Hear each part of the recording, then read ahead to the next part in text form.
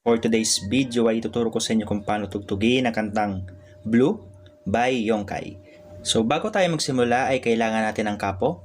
Ilalagay natin siya sa 4th fret. Ang mga chords na gagamitin natin para sa buong kanta ay 4 lang. Una ay F. Kung hindi kaya yung bar chord, yung easy version natin ay ganito. Next ay G.